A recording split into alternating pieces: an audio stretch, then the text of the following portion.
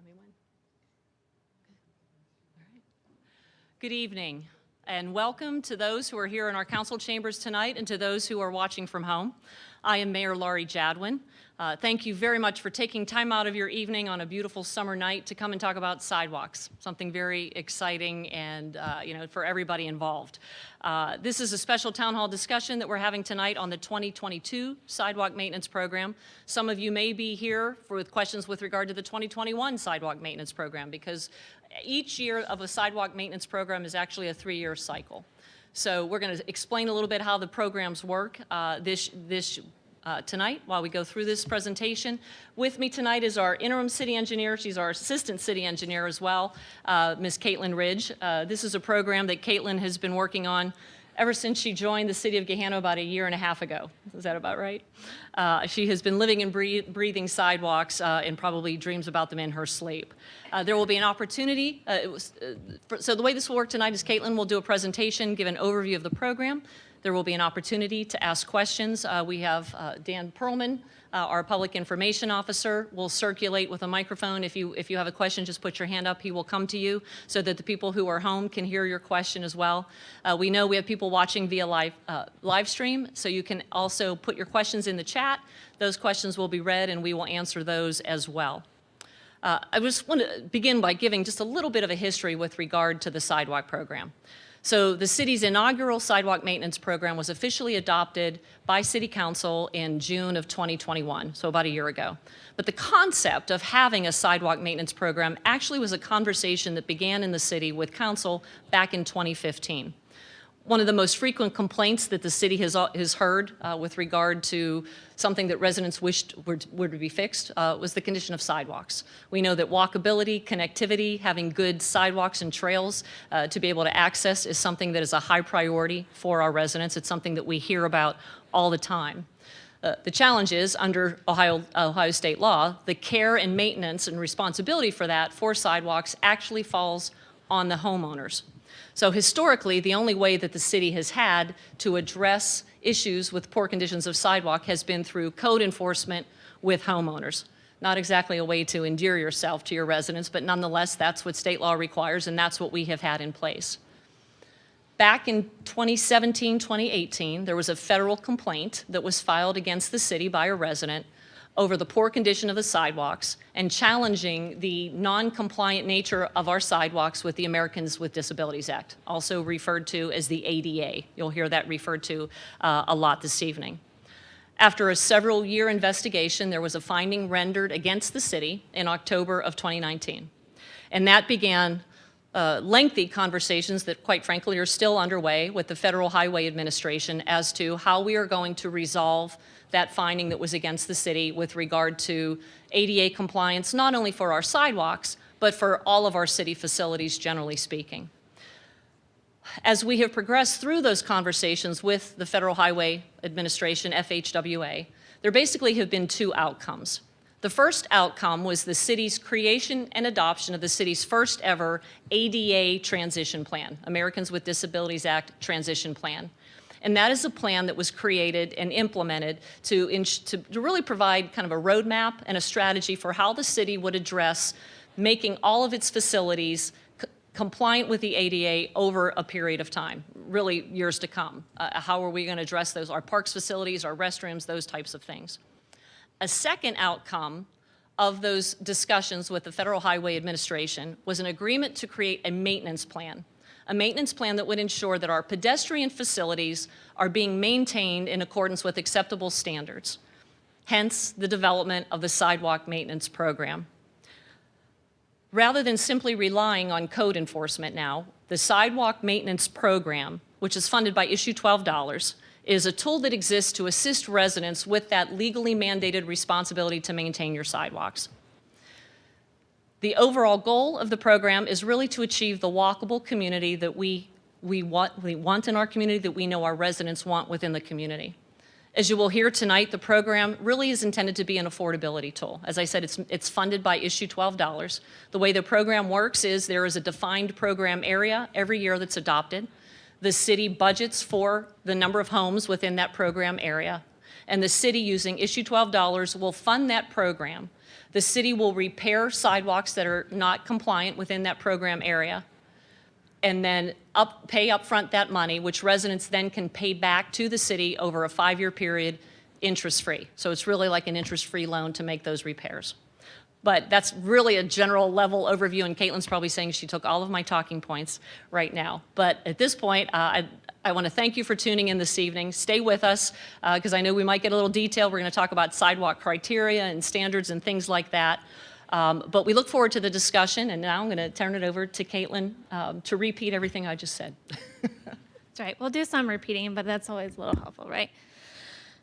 So thank you again, everybody, for being here. I am Caitlin Ridge. I am the interim city engineer, assistant city engineer. So tonight we're going to kind of go over what the goals of the program are, talk about what the 2022 program area is. We can talk about how we came to choosing that area, also the process for the program, the steps that you'll go through, and then let you know who the contacts will be. That will be myself in the engineering department, and we'll go over that, and then we'll have an opportunity, like the mayor said, for questions at the end, and we'll address those.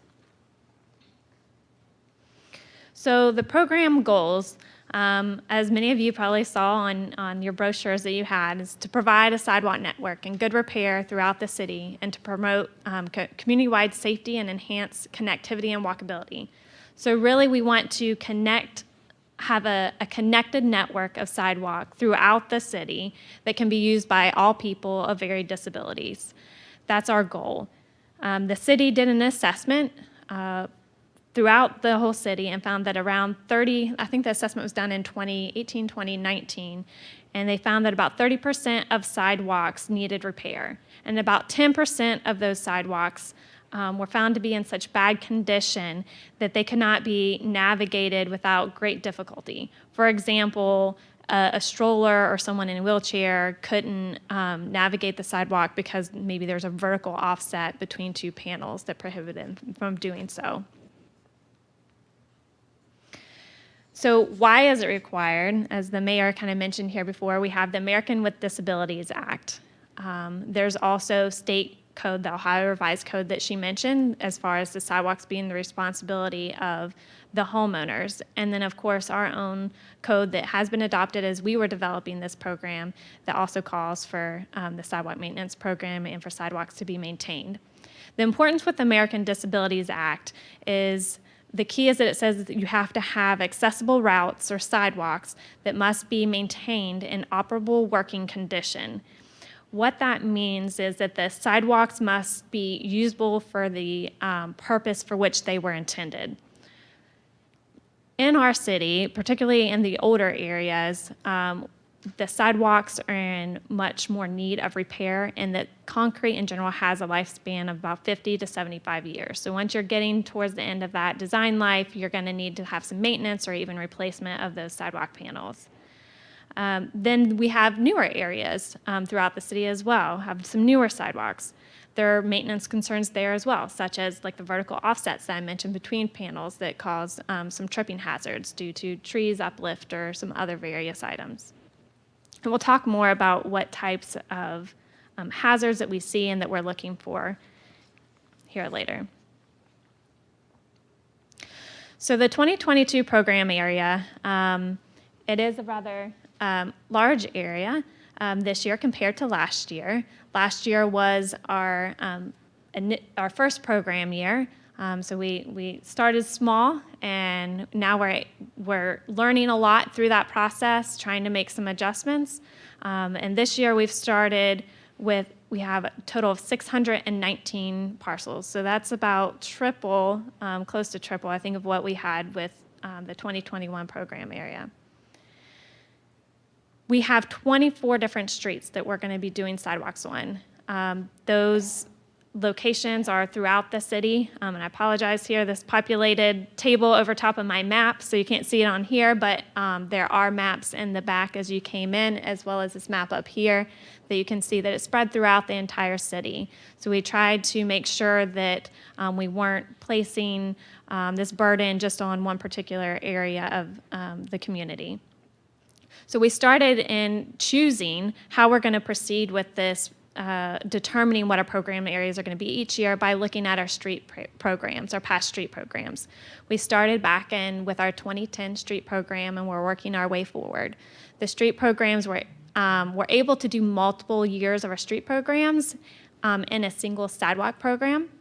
So, for instance, we may have 3 years, let's say 2010 through 2013 or something similar to that, all within this 2022 program area.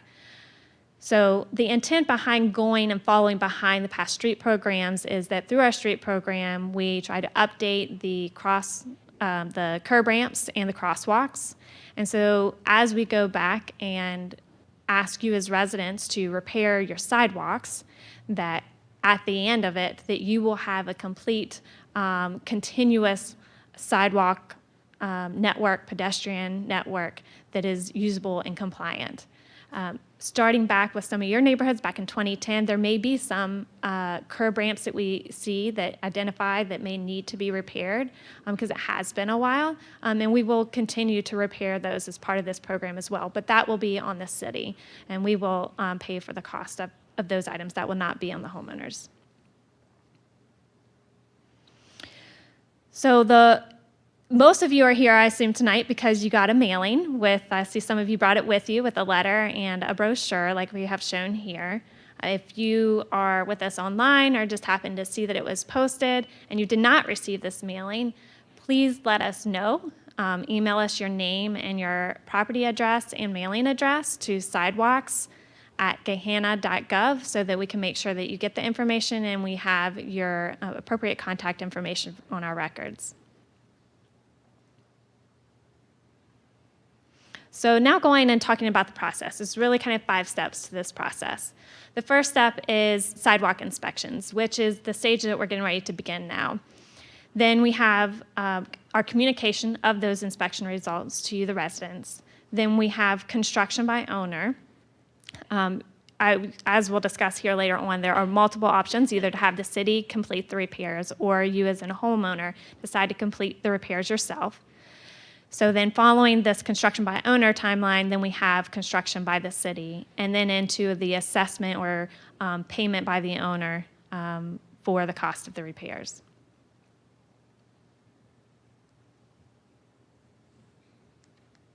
Maybe we'll get there? Okay. So our sidewalk maintenance guidelines, again, for those of you who are here with us live, we had copies there at the table out front. Those are the criteria that we are using to assess the sidewalks. You can also find it on our website. So going over those, one of those criteria is that sections of the sidewalk project above the adjacent panel, and that's by 1/4 of an inch. So you can see in our pictures here, there's some that are very small, like the 1/4 of an inch you see on the right, and then there are others we have throughout our town that are much greater. We also have criteria for gaps in joints or cracks that are greater than 1/2 an inch. A lot of times we can see these sometimes between your near where expansion joints are, maybe that's deteriorating and is coming out over time and it creates a gap. So that's another example of what we could see there, and we just want that to be repaired and replaced. We also have cross slopes. So for our criteria, understanding that especially in some of the older neighborhoods throughout the city, they weren't installed per ADA at the time because ADA maybe didn't exist when they were installed. So as part of our criteria, we are following what's called PROWAG as well, which shows us how we can apply ADA within the right-of-way. So there are certain ways that you're allowed to match an existing condition. And so as we're going through and understanding that we don't want to make every resident in an entire neighborhood replace all of their sidewalk just because that's how it was installed to begin with and criteria has changed over time, We have gone and looked at this as far as what we as a city seemed reasonable for a cross slope that we felt really needed to be repaired because it could really throw off, let's say, someone who's walking down the street and you kind of have an off balance. So I will tell you, even I think I'm a person who has, pretty stable, but walking down the sidewalks, you get somewhere about 7% cross slope. So kind of like, whoa, what happened? And so we chose 7. We have 7% cross slope. Anything that is greater than 7%, we will identify as needing to be repaired. And here are some examples that through our city where we found that. Then we have also with the cross slope criteria, anywhere that the sidewalk panels slope away from the street. So this can kind of create some drainage issues and problems. So therefore, we have that on our criteria. It also, most of the time when this happens, as you see in the picture here, it's caused by a tree. And so we have ways to deal with those trees that we'll talk about here in a little while as well.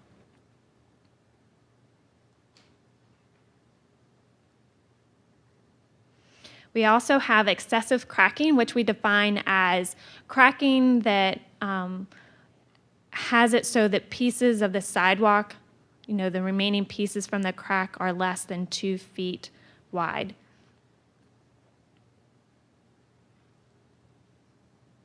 We also have spalling, and for spalling, the area needs to be at least greater than 2 inches. And all these dimensions, as well as for the excessive cracking, the less than 2 feet, and the greater than 2 inches of spalling, that's in any direction. So if in one direction it's 2.5, in the other direction it's 18 inches, then it would still qualify as needing repaired. Then we have other conditions caused as an unsafe walking surface as determined by the director or their designee. And some of those things that we look for are surface deterioration. So sometimes enough of the surface of the concrete age, maybe with bad concrete kind of put in place, that you start to have some pebbles and things like that, grit that's developed on the sidewalk and that makes it slippery and more dangerous to navigate. You also have vegetation in the cracks. We're not talking about the little tiny bits of vegetation, but the vegetation that we know gets built up, a lot of dirt, and can kind of cause some tripping hazard there. Then we also have, or even in cracks at times that happens. Then we also have wedges. So there are some places throughout the city that in the past they have put what you see here as a little wedge that does not stay in place very well. It breaks apart and creates a hazard for users. So that is something that we're also looking to get rid of and fix, and will not be a method that we will allow for fixing the sidewalks through this program or through any means throughout the city. And there's also, and you see in that picture, there's what we call partial infill. As you can tell, there's hardly any soil underneath of that panel. And so if there's basically the partial infill means that if there's soil underneath the panel on the sides has really washed away, that's something that we will look at as well. And usually if you have that, you have some other concerns with your sidewalk as well. So if you have any questions about this criteria, again, we can answer questions this evening, but also you can call us at our engineering hotline number, 614-342-4050. And then, of course, as always, our sidewalk email, the sidewalks, it's plural, at gahanna.gov. So inspections. Inspections is, kind of the next step of this. So that's the criteria that they're using. Inspections for the 2022 program are going to begin later this week. So you might see some people out there taking a look at your sidewalks and have some tools and doing some measurements. That's what they're going to be working on. So one thing that we kind of learned from last year that will be a little different this year is last year we went ahead and marked the panels immediately as they were identified. This year you won't see them making the markings. They're going to be recording the data, and they have a way to track it virtually through like on, I'll say like a map. It's called GIS, but spatial data related to it so that they can come back and they'll know exactly where that panel is and be able to place the marking there for you later. The reason that we're going to be holding off on doing the markings is that we've found that the markings wash away over time, especially in the winter. And so we want to make sure that those markings are fresh for you as we send you your notices out, and we want to make sure that we have time to go back as the city and double check some things and make sure that there's no errors or anything, so that we don't have to come back with different colors or trying to remove any markings and just cause for less confusion overall. So they will be collecting the data, but if you don't see them making any markings, it doesn't mean that you don't have any panels that aren't in need of repair. So I wanted to mention that as a difference if you've heard about the 21 program, how that's going to change for this year. So when we do go out and make markings, there will be two different markings. One will be an X, a white X, and that just indicates that your sidewalk needs repair in general. So it meets any of the criteria. If it's marked with an O, it meets any of that criteria, but the reason for that defect was found to be due to a street tree. So when there is a repair or a panel that needs repaired and it was caused by a street tree, we look at the tree. We have already identified which trees are what are considered prohibited trees as part of our comprehensive landscape plan. Or if it is a non-prohibited tree, means a tree that is allowed within the right-of-way, within our tree line. If it is one that is prohibited, it will be marked with an O to indicate that that tree may be removed. If it's prohibited, it will be removed. If it's non-prohibited, it will be evaluated on whether or not it can safely be removed. I'll get more into that here in a little bit. So the city forester has a criteria for making that determination. If the tree is healthy, we will try to prune the roots first to do the sidewalk repair. If we find that doing the sidewalk repair, if we need to replace the entire panel, is going to cause damage to the tree and make it so that the tree is not stable, or we feel that there's concern that it might fall down, it might make the health of the tree worse, or the tree maybe already isn't in good health, that will be identified by our city forester, and that's the only case in which those that are not on the prohibited list will be taken down, is if by trimming those roots to fully repair the sidewalk as we need to, if that's going to cause a potential to further damage that tree to where it might be a liability or a hazard to those around by it falling.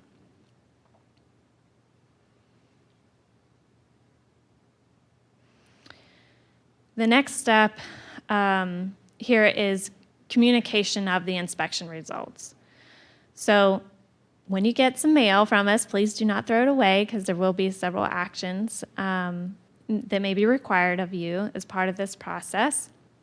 The notice here, I have some examples of ones that we used for this year. You'll get a letter that defines exactly what the next steps are and what the timeline is moving forward, as well as what you see here with a table and a figure showing your property, and with the points identifying the different sidewalk panels that are in need of repair, identifying what the primary defect was. So there may be multiple defects that one of your panels have, but on your notice we just list the primary cause. But certainly if you want to know the additional information, you can always contact us and we can get that for you.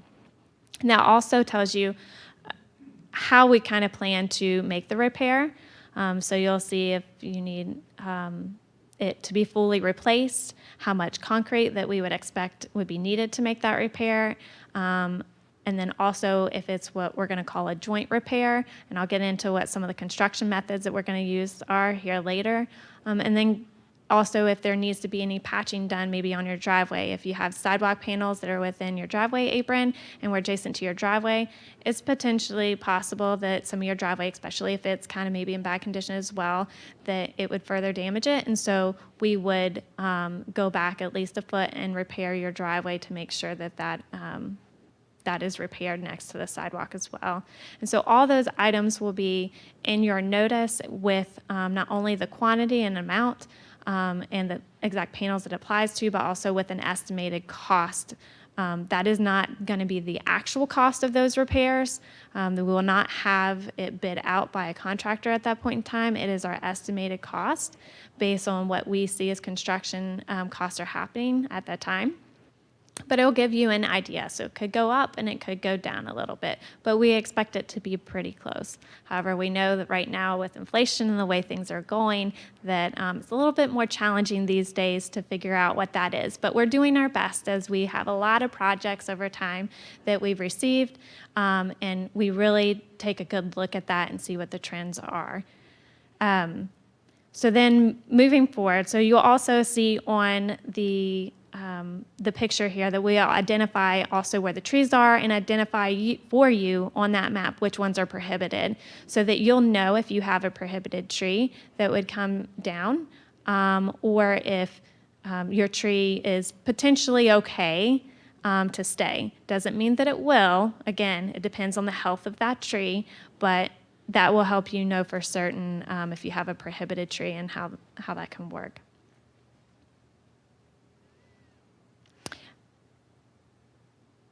So once you get this notice, right now starts the timeline of you're needing to make some repairs.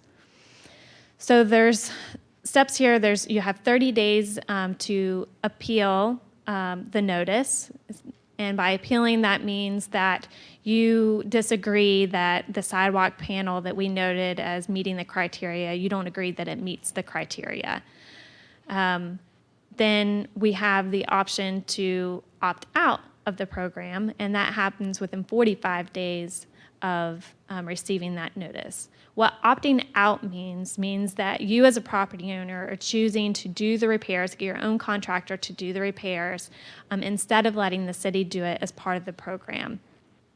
So you can choose any contractor that you want to do that work. You would not be a part of the assessment process, or have to pay anything to the city through our construction means that we're using. However, when you do opt out, you have to notify us in writing. We have an opt-out form that we would have you fill out and send back to us to let us know that you're opting out. Then you also have to get a right-of-way construction permit.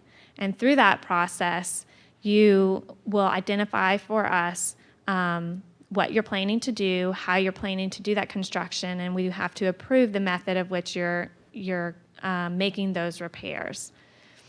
And then through that, we will also inspect throughout that process. So if you're replacing a panel, sidewalk panel in whole, whenever you have form work up, before concrete gets poured, we check it to make sure that's good. So we're not having your contractor place something and we already know it's off. So trying to prevent you from having to have them go back and rip something up and do it over again.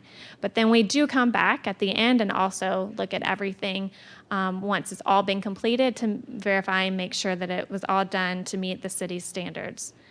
And to follow up to see also as part of if you opt out, you're intending to opt out of everything. And if there's anything that you did not repair that was on the notice, then we will make note of that, ask you to make those repairs. If you choose not to continue to make those repairs by the deadline, which is 4 days after the date of the notice, that's currently what our code has. We are evaluating that. If you do not complete it within that timeline, then we will put you back into the program to get those repairs made. The reason for doing this is we don't want people to opt out and then simply not do the repairs. And so the point of this program is to get everybody's sidewalks repaired and up to date, and for you to be able to walk through your street and see that you're getting the same for everybody. That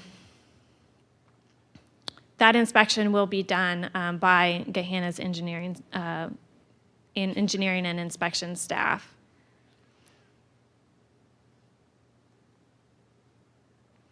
So if you do not choose to opt out, some benefits here are that, one, if we decide that there's a street tree that needs to be removed, right, then that is going to be at the city's cost, no cost to the resident.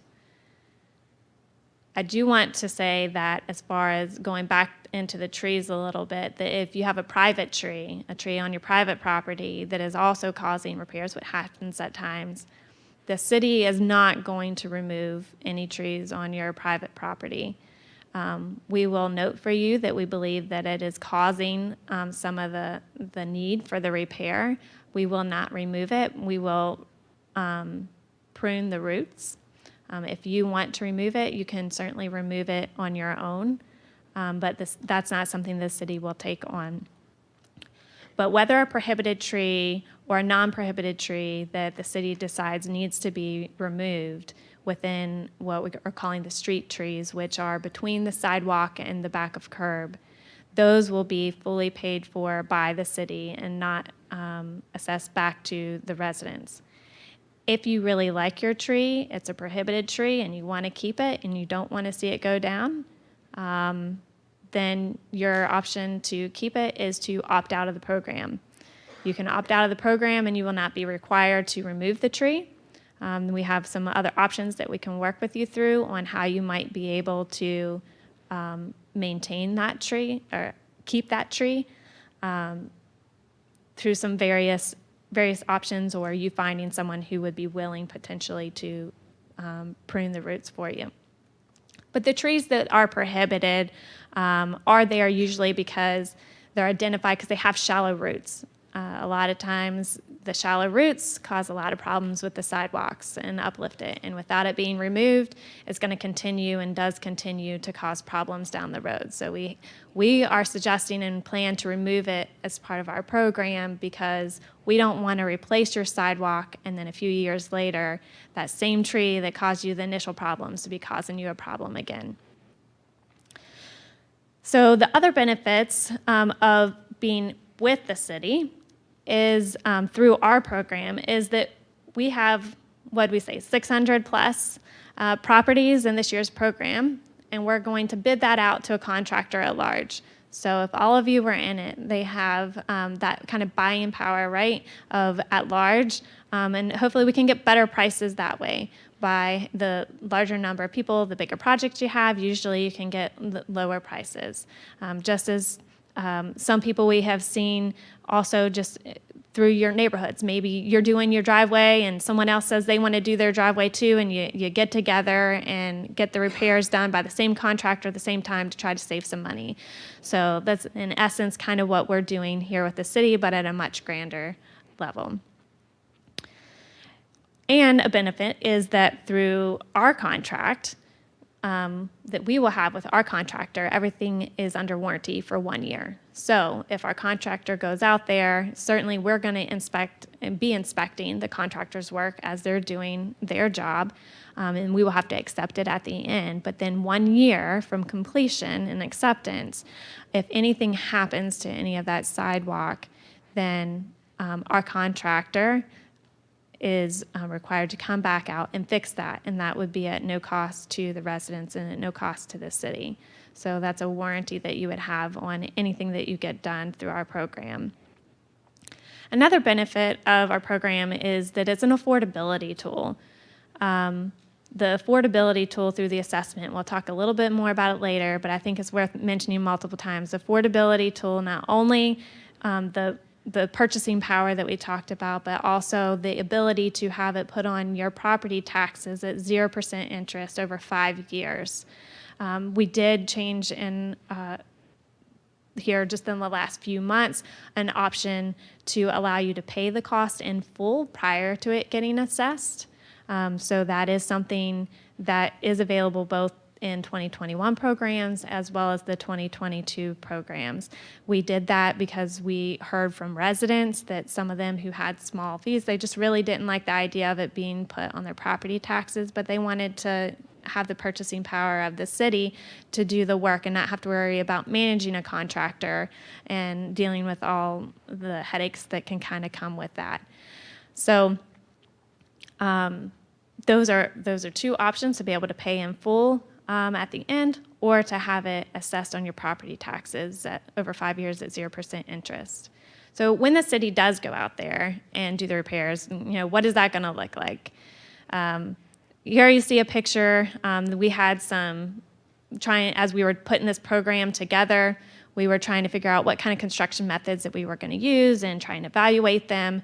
And so for our offsets that say a vertical offset or a projection above the walk, if it's an inch or less, this is how we would repair it. And we did it right here outside City Hall. So in the front, you can go take a look and see what it looks like. This is an option that's a lot more affordable than having to replace the entire sidewalk in those cases. And so that's one method and something that you may see that's out there and done, which is called like horizontal saw cutting. Then we have replacement. That will be the other type of construction repair mostly that we will make, would be full-on replacement of panels. And there may be a couple other cases where joints we evaluate. There's certain conditions where, as I mentioned earlier, being able to replace some expansion joints, being able to use a filler in certain conditions where maybe the joint gaps and things like that are not very large. But for the most part, with what we see, the two primary construction methods to be used will be what you see here and full-on replacement. So how is that going to impact you when they're out there on your street doing all the work and in your driveway and potentially in the sidewalk? So you may have some disruptions to parking along the street when they're working on that side of your street for your sidewalk.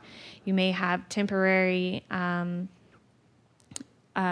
disruptions to access to your driveway if they're doing repairs for that. And then also the sidewalk access during that time period while they're doing the work. But all that would be temporary while they're doing the work, and they should be able to move through pretty quickly.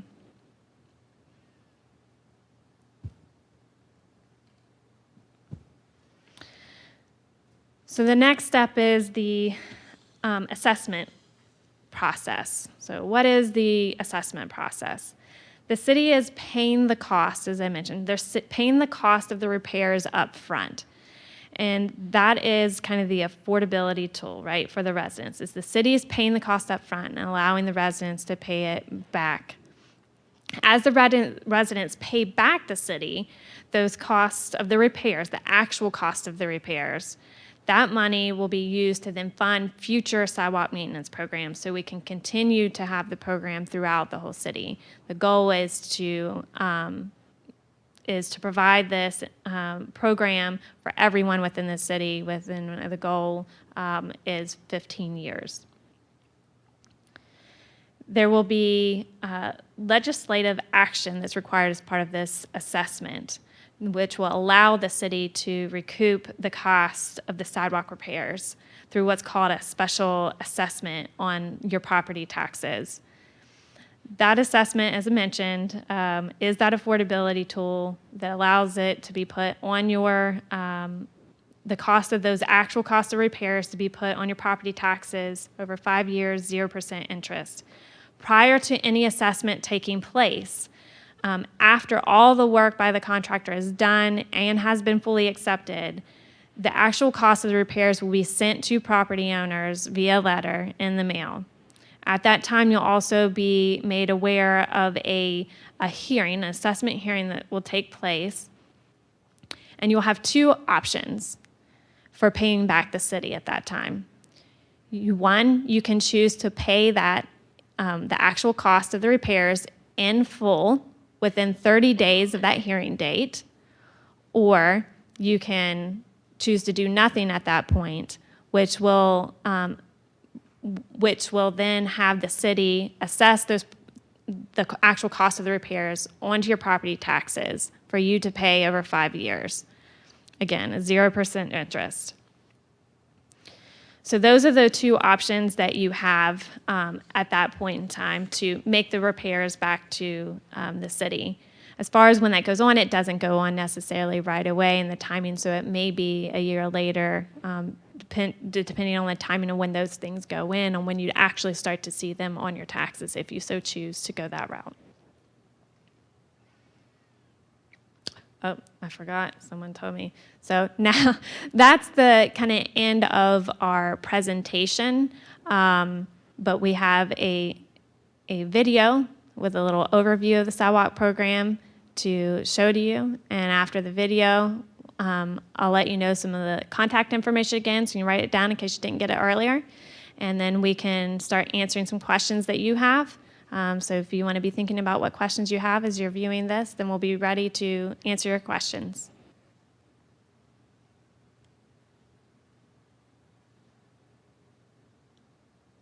No video or sound? You want me to start it over?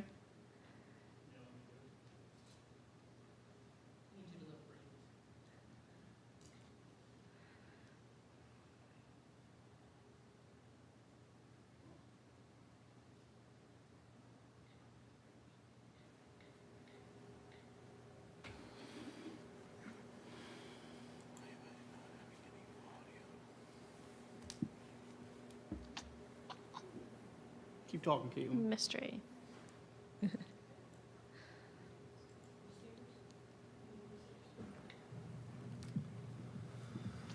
What that means.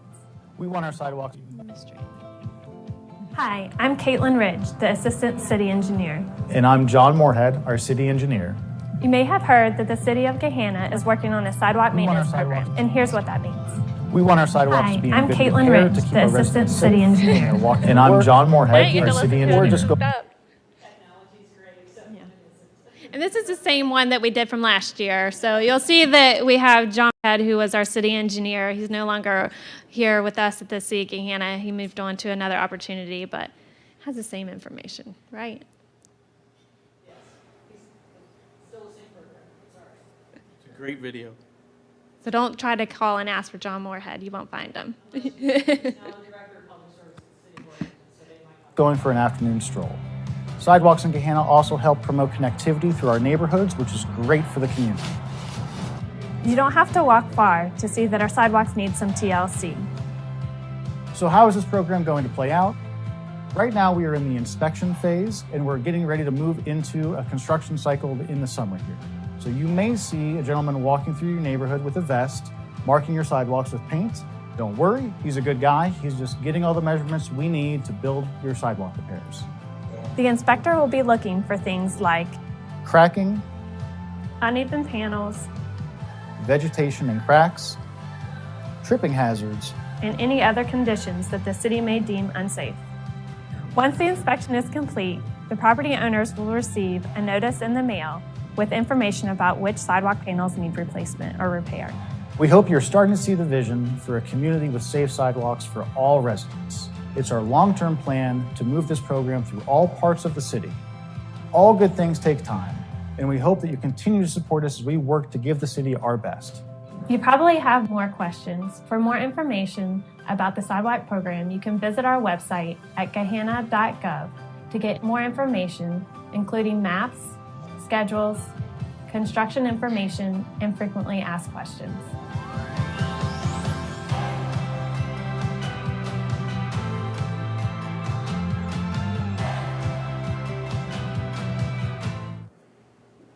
So I did want to mention that there are a few things that you might have noticed have been updated since that video. Ooh. All right. Yeah, there are a few things that have been updated. One is that our website has had a little bit of a makeover. So there is a general first page that has a lot of resources that are the same for multiple programs, but then you can also click at the top, you'll see specific for the 2021 program or the 2022 program to get details about yours, so the timeline. Right now, we don't have a timeline up there for the 2022 program, but that's something that we'll be looking to do here over the next month. Like I said, they are beginning inspections this week, and then we are looking to have those completed by the end of November.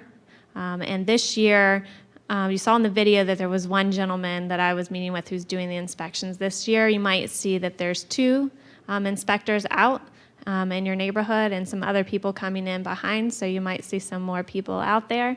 And then also, our anticipated timeline right now is that you will be getting notices probably around in February timeframe. Again, we're still evaluating some of this, and once we get that work through, we will certainly put it up on the webpage. But then you would be making the repairs in spring of '23. And then we would begin in the summer, early summertime with the actual repairs. So we'd be looking at doing the repairs for your sidewalks next summer. So if you have any other questions, always a good first resource will be the website. Like we mentioned, the brochure that you guys got in the mail and that we have out there this evening, there's a copy of that out there. There's a copy of the maps for the program area. All the forms that you may need to fill out throughout the program are on there, such as the right-of-way permit form that we talked about, the opt-out forms, links to this video. We're holding this virtually, like we said, live tonight, and we will have the recording up and available throughout the program for viewing. So you can refer back to that as well, and any other updates that we have will be posted on there. If you can't get your questions answered via the website, feel free to contact us at the Sidewalks. Again, it's plural, sidewalks@gahanna.gov. Or you can call us on an engineering phone line, which is the 614-342-4050. But we're going to move on to questions. And I believe, Dan, if you just kind of raise your hand if you have a question, and he'll come around and give you the microphone. I have had a stroke, so I speak slowly, so bear with me. Fine. We're a fairly new neighborhood, but some of the sidewalks are getting out of alignment. Somebody make trip on those sidewalks. We did have a contract come in and take a look at our sidewalks and give us a price. But of course, to make those repairs, we will have to go back to the homeowners. We have an association. I'm not sure how well the homeowners would cooperate with the association. I think it would be a big help to have the city come in and assess what needs to be done with those sidewalks. But of course, if we wait for you to get to our neighborhood, it may take a long time. Is there a way for us to get the city come in and assess what needs to be done? I was going to say, so as far as it being, I know you're not asking to be a part of the program for the assessment. I understand that, but I want to also address that because that's often a question, is that we do have a certain set of funds and a process of how we're identifying for each program area, and so we cannot add individual properties as they request to be a part of the program. However, as far as just having an inspection done throughout your neighborhood, there's a couple ways that I could think about that, either whether or not in-house, right? We wouldn't be able to do that through our contract that we have for the sidewalk program, but our code enforcement officers, they do go out and apply this criteria when they get complaints about sidewalk. And so I would think that maybe that would be a route to go, is to contact the code enforcement officers and see if they might be able to come out and do that assessment for you through the city. Can I just a follow-up question? So with regard to the homeowners associations, if I heard you, did you mention a homeowners association, or you just mentioned homeowners in general? We have an association, yes. So do you think it would also be helpful perhaps if if we had reached out to the homeowners associations as well and shared information. Do you find part of the challenge to be maybe with educating the homeowners associations themselves as to what's required, et cetera? That would be me. That would be you. Well, we can talk. Okay. Okay. Very good. Can, can we be asked to include it in your program? Can we request that? No, not at this time. Okay. The reason being, we have a set amount of funds, and so we've determined what the area is, and we have a process about going through that. And so, to be fair to all and how we're going about it, we're not, and due to constraints and funding, we're not allowing that. But I can tell you, I'm not sure where you're at, but we do have kind of projected out over the next few years where we think we might be. Certainly, it could slightly change, but if you contact us through the information that I gave you, we can let you know if maybe portions of your neighborhood are going to be addressed in the next 4 to 5 years. Okay. Just one more question.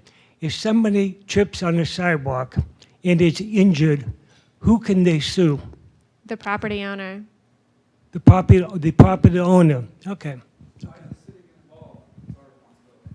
What's that? Why does the city get involved if it's our responsibility? So you can fix your sidewalks at any time. The whole, Mention that an all-time high right now, you're sitting here coming at us with extra expense. so please understand, I know, and you kind of came in after the, If you would have put some better direction on there, or even a Zoom link, I tried to get online, it hasn't worked. There's not even a Zoom link on there, and I emailed Andy Brock multiple times asking for it. It's not on your website either. the, Zoom link, this is also being virtual, right? It's live on our YouTube, sir, and we did get it's on the YouTube some channel. responses, and we did reply to. We tried to get to all those today, and it is on our website now. This gives you Zoom directions with no meeting ID or conference call in. So if you switch to YouTube, that would have been nice to know, and I would well, have been late. I apologize for that. I apologize for that, sir. Not a problem. And It was never Zoom. no, I'm not. What I was going to say, you cut me off, and I apologize. Is I explained at the beginning of the meeting that under Ohio law, under Ohio Revised Code, maintenance of sidewalks are the homeowner's responsibility. In the past, the only way that we have been able to address the condition of sidewalks is through the code enforcement procedure. Somebody files a complaint, code enforcement goes out, issues a note of violation, it's on you to fix it. That is the only mechanism that we've had in place. The sidewalk maintenance program was created really to help assist residents in fixing those, in maintaining those sidewalks. So under the program, if you choose to participate in it, the city will upfront the cost of the repairs and make those repairs for you, and you can then pay the city back over a 5-year period. It gets a year to do the repair, but we get 45 days. So the reason the city takes longer to do that is you can pick up a phone tomorrow and call a contractor and hire a contractor. What the city needs to do, first of all, is understand, we need a time frame to understand who will be in the program and who wants to opt out of the program. Then we narrow that down so that we understand what we need to submit for bid.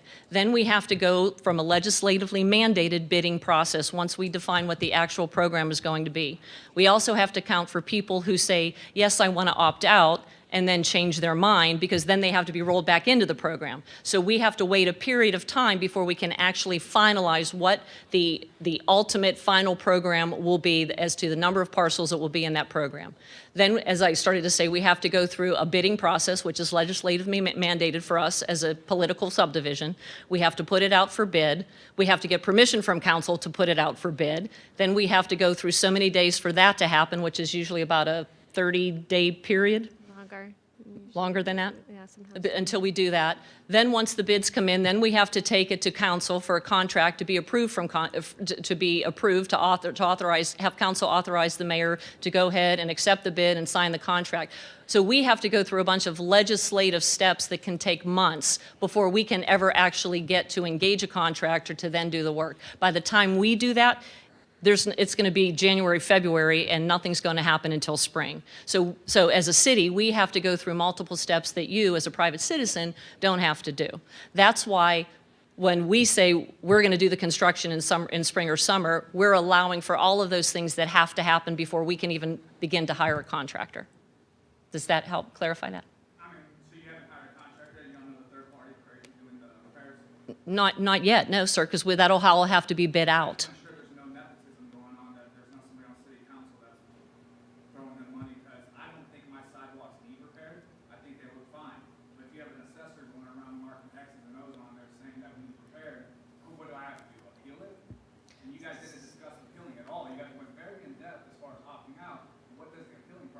Sure, we can talk about that. Do you Yeah, wanna I speak can the talk appeal to you about process? that. And I did mention the appeal. I'm not sure when you walked in, to be honest, but what? So I'm looking at everybody. Okay. So with the appeal, that you do have 30 days to appeal, and the appeal process is to appeal whether or not you feel like your panels that were identified as meeting the criteria to need repaired. If you disagree that they do not meet the criteria to need repaired, then you can appeal. That appeal process, you contact, there's in code, there's directions on what you need to do, and you can contact the council office and they will direct you through what that means. But you basically have to submit in writing that you appeal your notice to the council office.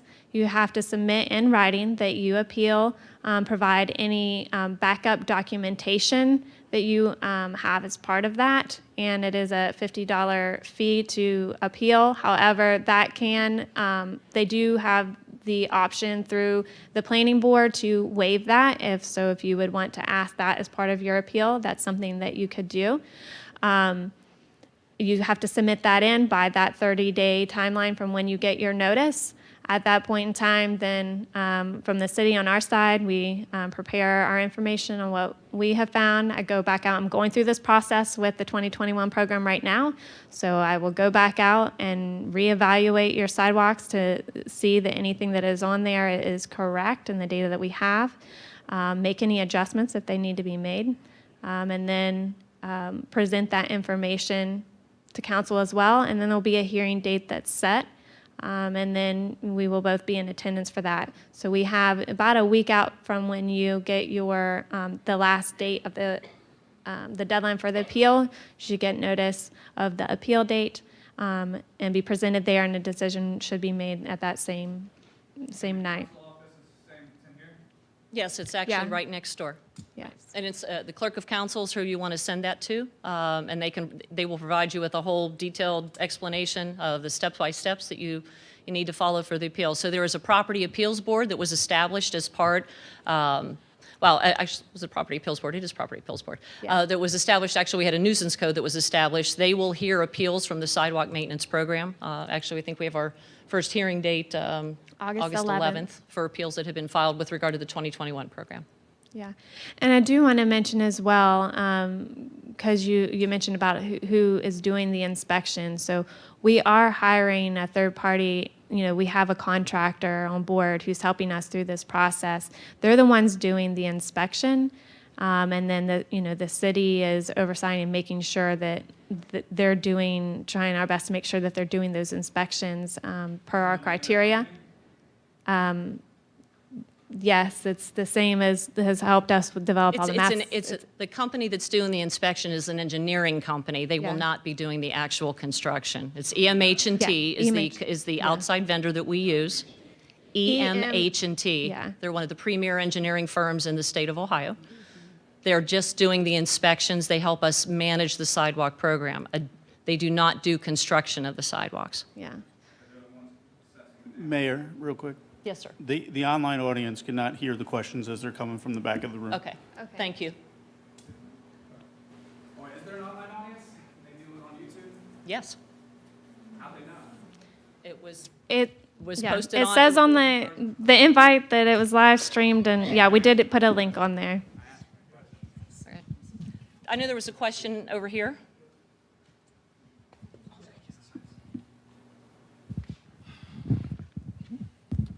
I'm part of the 2021 program as well, and not to pile on, but what I find really frustrating about the process is that it's an involuntary process, but then there's fees associated with the appeal process. And then I have to stop working, I have to leave my job and attend a hearing. It's very bureaucratic for a program that's meant to be for the citizens, or at least branded that way. So I'm just surprised that there's not funds set aside to manage those appeal costs, because I'll say that my whole neighborhood has definitely problem areas that can be fixed through this. There's like cracked areas, but then there's a lot of areas that are marked, and there is extreme like technical measurements being applied to these sidewalks where you may think your panel looks perfect. It passes the wagon test. I've got 2 kids. I walk them all the time down this sidewalk, and there are definitely panels where it's like, oh, no, I'm gonna have to pull them. I'm gonna have to slow down. Great, they're getting fixed. But at the same time, the extreme technical, is there cross slope, is there slope? And the cost of this, I've got 3 panels, 2 of them just need shaving, 1 requires replacement. That is $1,000 almost. It's outrageous. So I've got a contractor lined up. He can do it for $380, but he's questioning like, what's wrong with this panel? I can't figure it out. So my problem is not having the recourse of having somebody come out there and say, I've got concerns with these different panels. Why can't somebody come out there? Why do I have to go through this formal appeal process? It's just, So it's just, one thing that I was going to mention as well when you were talking about the appeal, and one thing that I did see is some people were putting together appeals throughout this process that never did call me ahead of time. They didn't even call to have their sidewalks remarked so they could clearly see which ones there were identified. There have been multiple people who have called since they got their notice, and I have gone out and met with them and talked with them about what was on their notice, if there was something that they disagreed with, that they questioned. I looked at it and evaluated it, and to be honest, there were some that I found that when I went to look at them, it was like, oh, I'm sorry, this one was a mistake. I looked to make sure there weren't any other things that were on there, and I took it off. And so I struck it out, and I gave them a copy, put my signature on it, so they had a copy of our own record for this is what we're going to move forward with, and they didn't have to go through an appeal process to do that. So I did contact the engineering department, and I was told to go through the formal appeals process, but I think it would be wise to at least have somebody come out to my neighborhood. I'll give you my contact information, but there are a number of spots that are extremely questionable, overly technical things placed on it, and the benefit to cost makes absolutely no sense of what we're doing here. And then the other problem, I should say, the other thing that I'm concerned with is that we've got some panels that if they're on my property or the neighbor's property, let's say a panel shifts, whose panel gets marked to be replaced or remediated? Because it's right between these 2 areas. And so it's kind of a pick and choose who gets penalized or who has this financial burden. But like, for example, on my property, there are 2 panels that clearly have sunk that are my neighbors. My panel's marked, and then his driveway panel's marked. The 2 panels that actually sunk between those are not marked. So like, why am I the one that's responsible to fix this? And why does he have to fix his driveway panel, which is twice the cost of a sidewalk panel? So those types of considerations, I just don't feel like they were thought through with the results I've seen. If I can explain some of that a little bit, because Sure. There are those areas where it's right in between the property lines, and we talked about that, like, what are we going to do? And we have to be consistent on however we're going to apply it. And so the vertical offsets is what you're referring to, I imagine, in this case. What we did and for that is anything that is an inch or less gets that repair that I had shown earlier that kind of does that horizontal cutting. And that's much cheaper to do than having to make you replace your entire sidewalk panel. And so therefore, when we were evaluating the vertical offset items, we chose to do it on the higher panel because that's the cheapest way for the resident to make the repair and make them in compliance. If you need it fully on replaced, then certainly, doing maybe the lower panel may make more sense at that point in time. There were some areas, I will say on some properties when we were going out and evaluating where it was like one panel that was sunken and that you could clearly tell that that one was sunken and it was creating a vertical offset on both other ends. However, it was so bad, it was over the inch and everything else. So instead of marking the 2 that were higher, we said they can fix it with this one. Let's just mark the one that's sunken to be replaced instead of making them replace 2. So we did try to look at those things and evaluate it. We were trying to look at the cheapest option for the resident on how that was going to be repaired and trying to make it consistent across the board because it wasn't just, oh, who do we want to put it on this time? We applied it consistently. There are also panels that we find that are split across property lines. And so in those cases, we split that between the two properties. And so as the city is going to repair that panel, we're going to split the cost accordingly based on the amount of that panel we said that was on one property versus the other. That's how we're going to assess that to the property owners. If you choose to opt out, then that's between you and your neighbor on how you want to address the repair of that. If you want to split the cost with your neighbor, or if someone's going to be kind enough and take the full cost themselves. But that's the process that we took and how we identified which ones. And we did try to look at all that, but understand that this is on a large scale and trying to apply something that we can apply to everyone evenly. And I understand that, and that's why I feel like these practical concessions are necessary to have somebody come out. These practical concessions are necessary to have somebody come out and look and say, yeah, I don't know why you're footing this bill. Like, maybe those panels where it's the high side panel gets shaved down, I totally get it. You're going to keep costs low. But why isn't that cost split between the two panel problems, like the two problem panels? I mean, it doesn't matter to me. The dollars aren't there in my property. I'm going to get it done outside of the program. But there's holes in the program, and I just feel like there's liability, like, to the city if they don't carry this out correctly.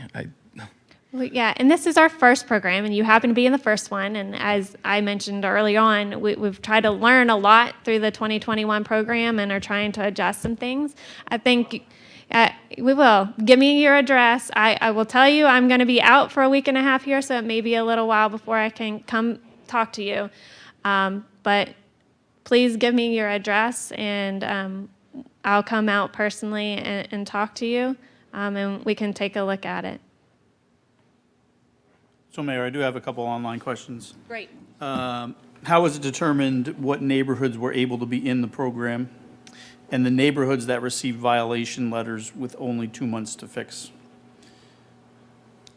I think they're making a distinction between a code enforcement violation and the the sidewalk program. Do you want to speak to the street program and how the first program was decided?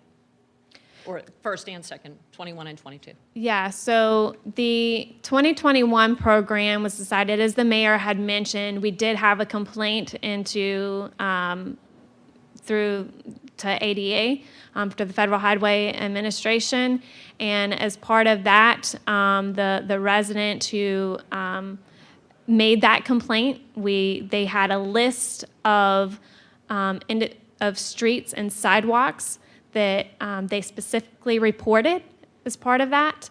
And so we made sure that we, as part of the first year's program, addressed all of those and any of those around there that made sense at the same time. And then we also chose an area in a different part of town that had some different, was a little bit older, had some different challenges, so that we had a variety of different panels and situations for our first program to help us as we were continuing on with this program. And we knew that there were a lot of panels that needed repaired in that area as well. And again, we just didn't want to focus it all just in one area. And then as far as the 2022 program, and going forward, the plan is to follow the past street programs. And so we started with the 2020-10 program and tried to see how many programs from there on out we could fit into the budget that we had for the 2022 program, for sidewalk program. And we're going to continue to do that. The idea behind doing that is that through the street program, we are repairing curb ramps and crosswalks and making sure that they're compliant. And so that when we come back, ideally, and have the sidewalks repaired through the sidewalk program, that you'll have a completely compliant sidewalk and network to use. So you're not going to have sidewalks that look good and then get to a curb ramp and a crosswalk that isn't compliant. The one thing that I would add to speaking, I think maybe perhaps to the second part of that question. So as Caitlin noted, the 2021 program is the very first year of this program. So we are really still understanding how this program gets implemented. Anytime you have new code, anytime you have a new program, especially one that is as detailed and expansive of this, once you start implementing it and you see how it works, you're going to recognize, well, that's not really working the way it's supposed to. Maybe we need to make tweaks to that. So we need you to talk to us and have these conversations so that we can understand what the challenges are. I will also say, as this first 2021 Sidewalk program has rolled out, the timing of it was not ideal. It was, first of all, it wasn't passed by council, I think, until the end of June of 2021. 30 days delay till that goes into effect. Then the inspections start. So ideally, it would have passed in January or February, and then we would have lined up in the right way. So we're kind of behind the 8 ball with when this program started, because we weren't ever going to be able to get the construction going and getting all these things happening in construction season, which is, you know, April through early fall. So as we've been working through this, there have been some stop starts. With regard to the issue of people who get a notice and they have to make repairs within a certain period of time, yeah, again, recognize there could be challenges to that. If you're having challenges with that, just reach out to us. We'll work through it. We'll figure it out. We recognize that, again, there's all kind of things happening right now. There's labor shortages, there are supply chain issues, but just reach out to us and have that conversation. That, you know, we're not Attila the Hun here. Just reach out, have a conversation, and we'll figure this out as we go forward. And with regard, and those equally go to people who I mentioned earlier. Code enforcement has always been historically the only mechanism that homeowners were really faced with in terms of sidewalk maintenance. If code enforcement was doing a proactive search of sidewalks, or if a complaint was filed, code enforcement has to go out and deal with that.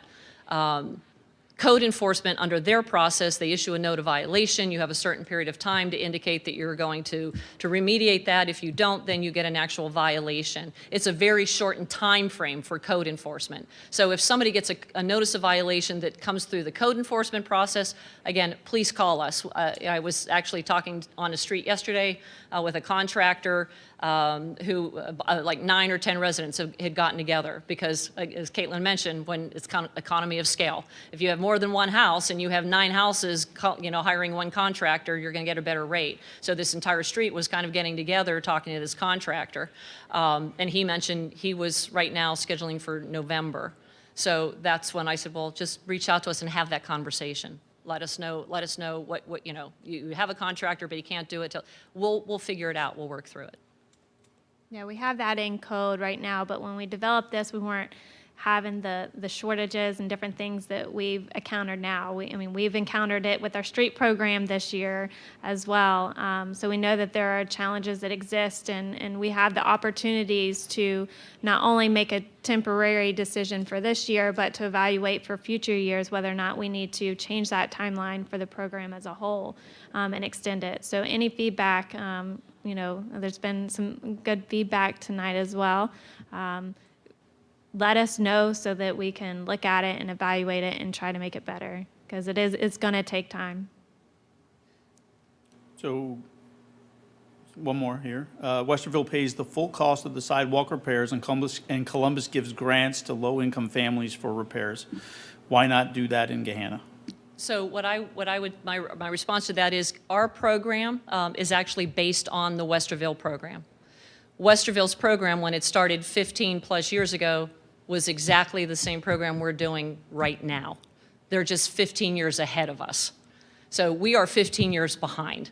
And it wasn't until we had issue 12 passed that we were able to, I think our budget right now is $1.2 million to put toward the sidewalk program. So we did not have the ability to be able to put some funds to help support a program like this.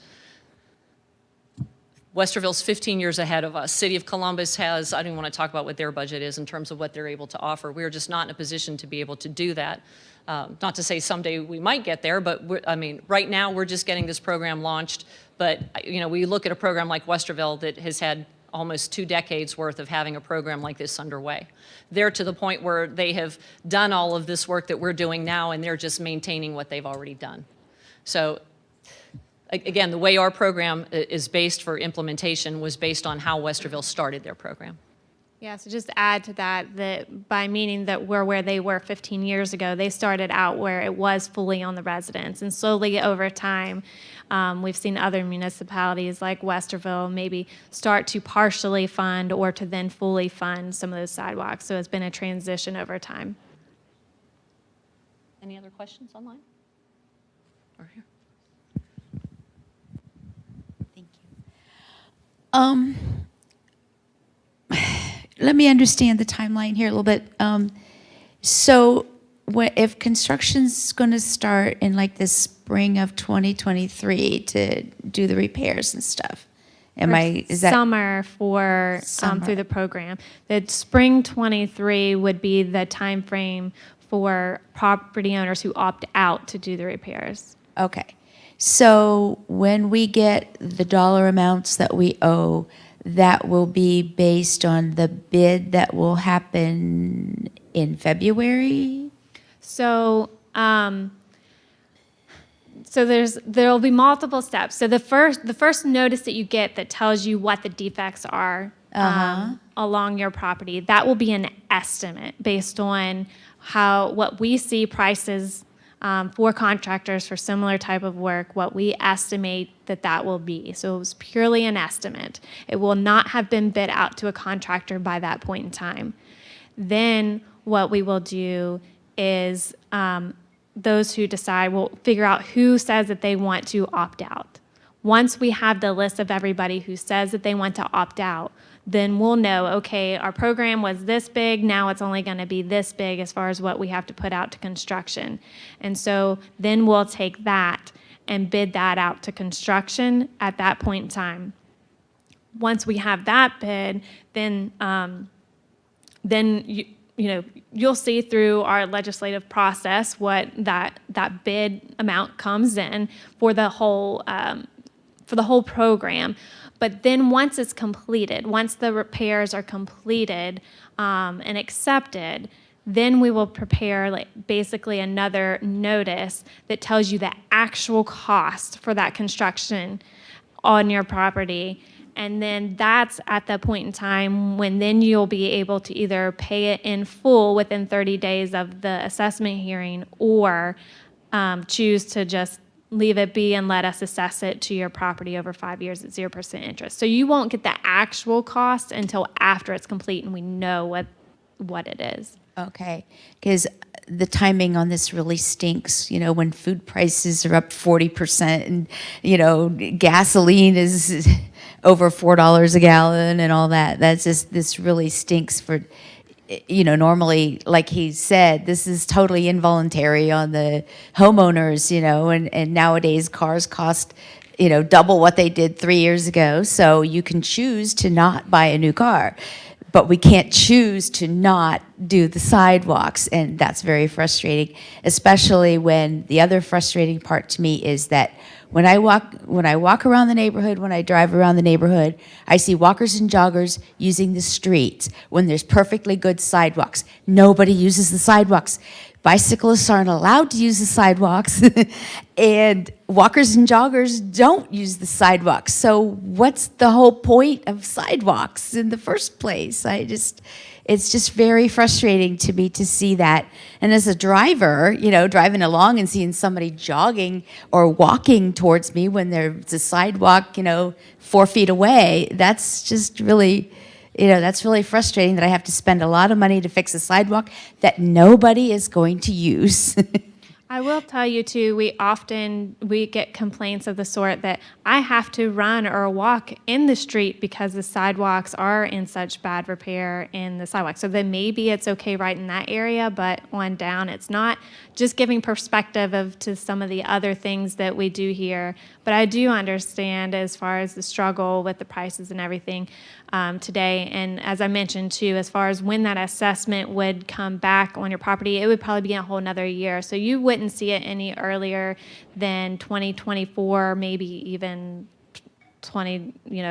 late 24 or 25 potentially, depending on the timing of some of those things. And again, I totally appreciate your sentiments and your thoughts on this about the timing of this. When this program started, none of that was happening. But that is one of the benefits of the program. It's let the city take care of it and upfront the cost for you. And as Caitlin said, it's not actually going to hit until at least 2024, 2025. So we're gonna the city's always going to be operating in arrears on this program as we continue to incur cost on this. I understand that. I'm just thinking that, what I would pay per panel for replacement is going to be much higher than, if inflation comes down in 5 or 6 years, that somebody in another neighborhood is going to be paying 60% of what I'm paying or something if inflation goes down. That's really frustrating to me. And I have actually talked to joggers and walkers who say it's the curbs that's the problem. They don't like going up and down the curbs, and that's why they're running or walking in the streets. So it's just, especially when the ones that go zigzaggy, they want to go straight. They don't want to go, so they have to go over the curb, and then that's a problem for them to walk. Plus, also, driveways, cars will park across the sidewalk, so you have to go around into the street to go Actually a violation. Yes, around. you're not supposed to do that. I know. When my kids were little and I would go out on with a stroller with them, I had a rough time because just about every probably fourth driveway, there was somebody parked across the sidewalk. And it was just, and I almost went out on the street myself just for that reason. So yeah, it's just frustrating that the issue with the sidewalks, and I don't think they're being used like they should be. I'm sure every neighborhood's different. I know the neighborhoods or at least my neighborhood, people are on the sidewalks all the time. Our neighbors, Good. I'm glad to hear that. That makes me feel better about things because I'm thinking, why have sidewalks in the first place if nobody's going to use them, and bicyclists aren't allowed to use them? So, yeah. Well, thank you. Anyway, I'm done. No, Sorry. Appreciate it. Any other questions? Anything else online? No, ma'am. All right. So I know Caitlin has provided, there was one. I'm so sorry. I just missed the part of when and how do we see what is marked on our property? So they're going to be. Are you in the 21 program or 22 program? 22. Okay. So with the 2022 program, they're going to be coming and doing the inspection. And like I mentioned, in 21, if you've heard about that, they marked them as they inspected. We're not planning to do that this year. We're planning to wait to actually mark them closer to the time period that you'll actually get your notice that shows you what needs to be done so that they're clear and you'll be able to see them at that point in time when you get your notice. And your notice, let's see if I can even get back here. Ooh. So your notice will have an image like there on the bottom right as well that shows a picture of your property. And then it'll have identified on the map kind of where the panels are, and it has numbers, and I know you can't see it as small as it is here, but there's actually numbers in those points, and that correlates to the numbers, the point numbers that are in the table that as you see above here. And so that helps you to identify that way, but then the markings will be there in the field to help you relay that image and those points to be able to find them when you come out on your property as well. That's on paper that you will get, yes. And then we will come out and physically mark the panels in front of your house. I imagine that will be done within a few weeks prior to your to the notices going out. Because with the 21 program, a lot of them with the rain and over the winter and different things, like they just started to wash away, and we had to go back out and remark a lot of them for people who really wanted to see exactly what it was, or it was hard through this, understandably, sometimes to be able to figure out which ones those were. And so we've had to go back out and remark them as people asked, or as I went out to talk to people, I had them remarked so that we could clearly see together what those issues were. So that's why we were waiting until closer to the time of the notices, so that individuals can see at that point in time, clearly see the markings still.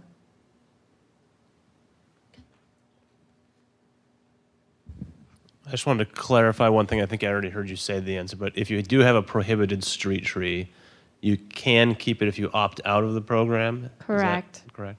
Okay. Because if it's a prohibited street tree Prohibited street tree, yeah. and we're doing it, it's going to be prohibited. Right, so right, as part of the program. Yeah, so if you do it, you'll take it out 'cause it's prohibited. Yes, if we do But it if as I part of opt the out, I can program. take it at my own risk, leave it at my own risk. Yeah, if, as part of the program, if you have a prohibited street tree, we will remove it. If you want to keep it, you can do so by opting out. Are there a list of prohibited street trees? Yes, it's actually in code, but we can. It's in the comprehensive landscape plan. Yes, you know what, we could probably we can add that to the sidewalk program page, Kevin. And that way it's easily Reference. accessible there. Our city forester, Julie Perderi, is also, she is more than happy to come out and answer any questions. Or, you know, what kind of tree do I have on my street? 'Cause I'm not a gardener. I can show you my garden right now and tell you I'm not a gardener. But she would know probably what kind of tree you have on your street just by the name of your street, so. And to clarify too, that if we do remove a tree or you decide you want to remove the tree because you don't want it continue to cause problems, you would be able through this process to say that you would like to replace the tree and work with our arborist to identify a tree that would be suitable to put there in place. So just because it gets removed doesn't mean that you won't be allowed to put another tree in place. Understand that it's not the mature tree that you have there, but you'd have the option to put another tree in its place if you wished. No, you're not. No. Anything else? One follow-up up here. Can you just clarify if the 2021 program has been bid yet? It has not been bid yet. We're waiting until the end of the construction by owner opt-out, since we have a little bit more time with this one. Instead of just waiting for the opt-out timeline, we're going to wait until we know purely what that timeline is going to be. Unless we adjust that, we know we're going to adjust that, so we'll see how that affects some things, I guess. I think that's what mayor's maybe getting to here. But we have not, the plan was to do that later this year, to hopefully get some better prices. But if we see that it's high and we think next year that we might have a better chance, then we'll evaluate that and maybe decide to rebid next year if we think we can get better prices then at that time. So the city will evaluate that. Yeah, we won't be in a position to bid it until we know the actual number of parcels and which parcels are ultimately in the program. That will depend on who opts out. There's appeals pending, how the appeals resolve, whether people who opt out then later change their mind and decide they want to be in the program. So we have to let certain things play out before we can totally finalize the exact number of parcels and which parcels will be in the program. Once we know that, then we can go and bid that. So that's not going to happen for several months because we have to allow residents the opportunity to make those other decisions. And I do want to speak to that, though, Mayor, for the 2022 program. We are able to wait until the end of the construction opt-out deadline. But in future programs, we, like 2022, we're really just waiting for the opt-out deadline. So we will go ahead and bid it while those who opt out are getting the repairs made on their properties. We will go ahead and bid it out so that we can continue in a timely manner with the construction. We didn't do that this year because we were right up against winter, and so that's why we were delaying that, because you can't do it in the middle, concrete work in the middle of winter. But we will be doing that, and then we will still go back and check for those who have not completed the repairs, and we will have contingency to add those into that contract by the contractor that way.